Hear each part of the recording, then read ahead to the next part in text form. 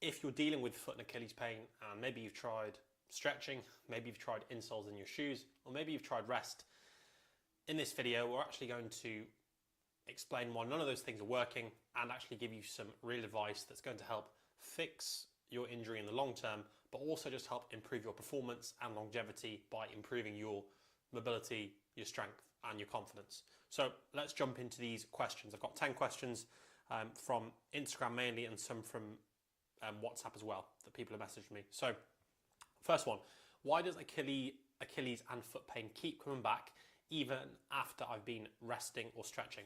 So let's break this down into two parts. Achilles pain is going to be slightly different from foot pain, because the Achilles, if you don't know, is that tendon on the just above your heel that almost attaches into your calf, whereas obviously your foot is your foot. And these two structures are slightly different, because if it's an Achilles issue, the Achilles is a tendon, whereas obviously the foot is a collection of bones and other structures. So let's start with the Achilles. With the Achilles, if you've been resting it or you've been stretching it, why aren't these two things working? Well, number one, with tendons, in this case the Achilles tendon, usually people get pain at a tendon because it's been overloaded. So tendons and muscles grow at different rates. So muscles grow a lot more quickly than tendons. And so when people get Achilles pain, usually it's because they've started to do an activity that involves a lot of Achilles loading, such as running, but they've gone back to doing a lot of running very, very quickly, and therefore the tendon is incredibly overloaded, but all the other muscles and everything else in that complex, let's call it, around the foot and the Achilles isn't prepared yet. So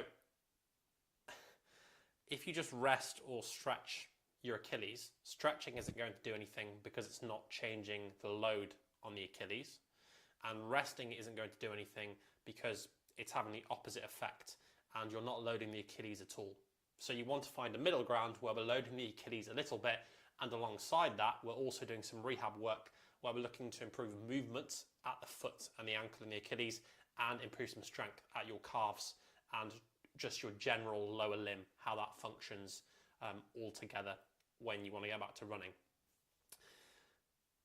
If we're specifically looking at the foot is obviously a collection of lots of different things. It's not a tendon, so to speak, but really it's quite a similar issue here. With foot pain, it can be an overload thing. So again, you're doing something that involves a lot of loading at the foot, such as running, walking, and you've started doing that very, very quickly. Or sometimes it can be a mobility and a movement issue.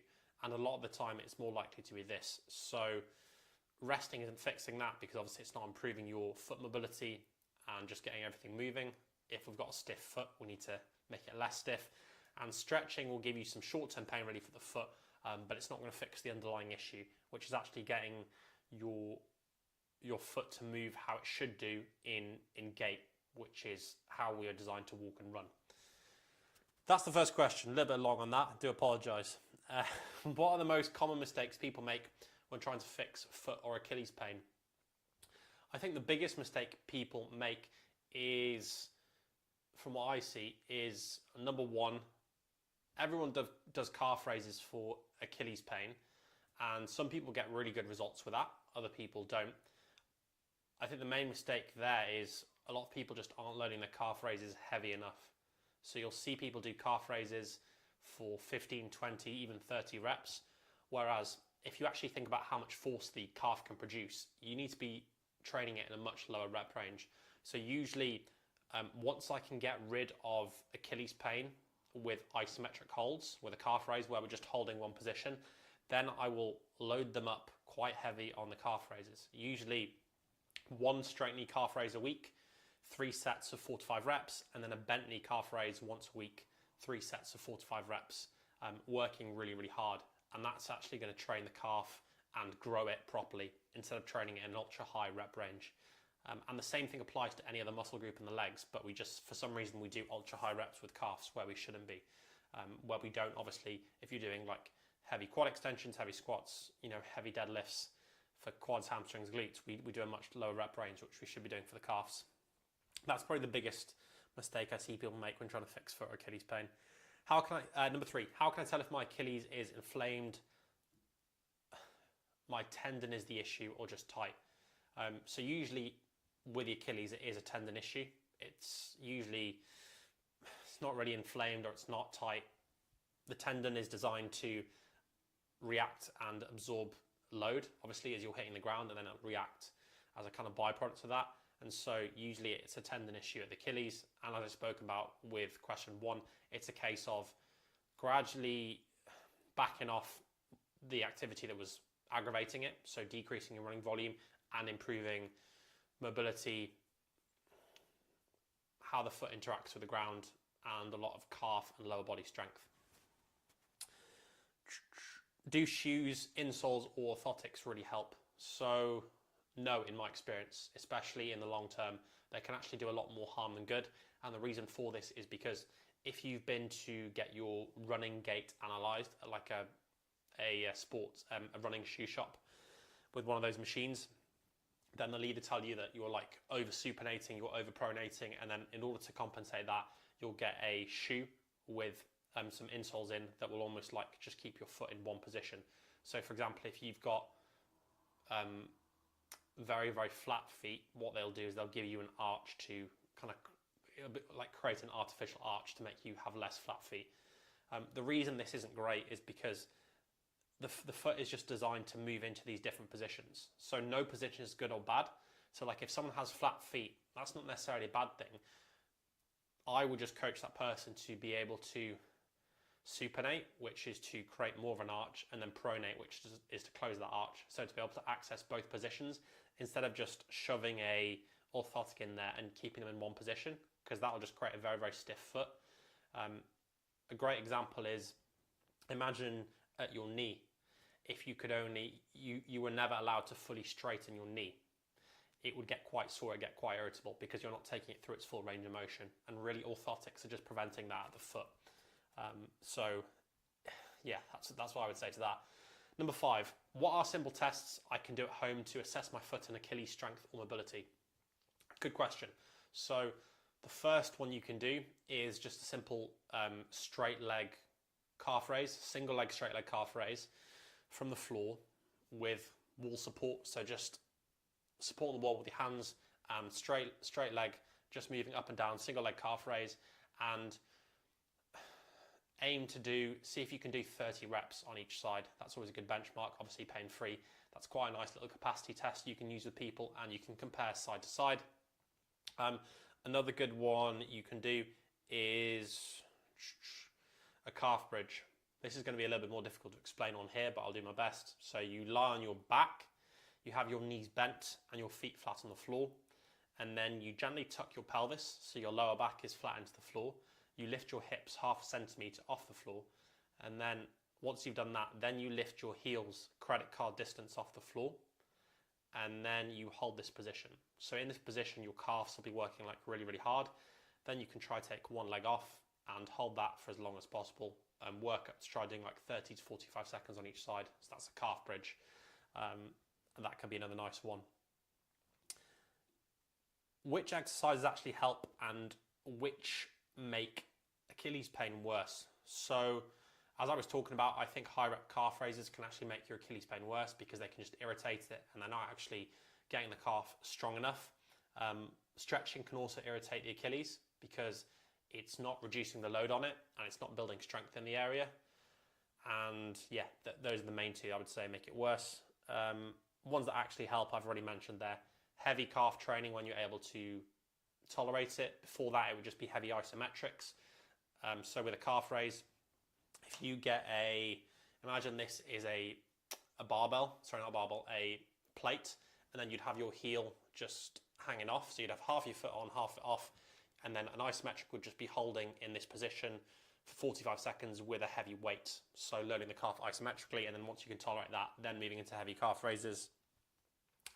Other things that are going to help, learning to supinate and pronate your foot.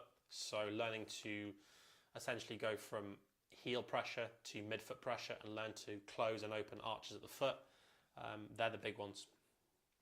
How long does it take to see improvement if I start the right program? I'd say most people who I work with who've got foot and Achilles pain, you start to see improvements after 3 weeks, maybe even a little bit earlier. Obviously, this is massively dependent on the injury and how long you've been dealing with the issue. If you've been dealing with Achilles pain for 4 or 5 years and you've had ongoing Achilles issues before that, then obviously the whole rehab process might be a lot longer.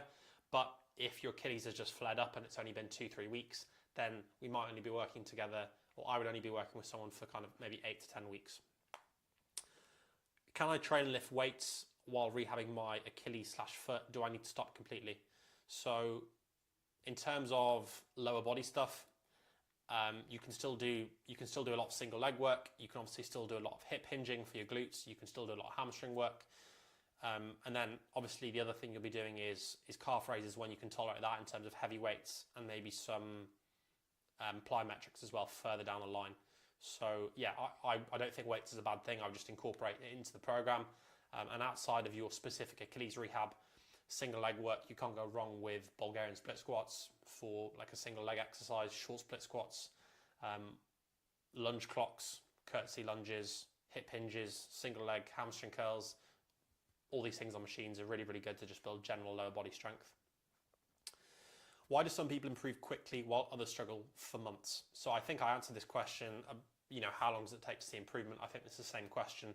So realistically, it just depends on the person, their beliefs around their injury, their previous injury history, how strong and mobile they are, and how many different problems they have. So it's a never-ending question, really. So some people will improve much more quickly because they haven't been dealing with the pain for that long. They haven't had as many previous injuries, and generally their beliefs around their foot and Achilles pain are quite positive, and they feel like they can fix it, and they've bought into your treatment plan as a physio coach, whatever that is. Someone that might be a lot more challenging is if they've been struggling with it for 5 years with Achilles pain, and they think that massage and stretching is going to fix their Achilles pain. So that person will be a lot harder to get going, and they might struggle for a longer period of time because it might take them longer to buy into your process about building up strength around the Achilles and also reducing the load of that painful activity, which is again usually running, walking, jumping. What's the number one daily habit or drill that makes the biggest difference for Achilles and foot pain? Really good question, actually.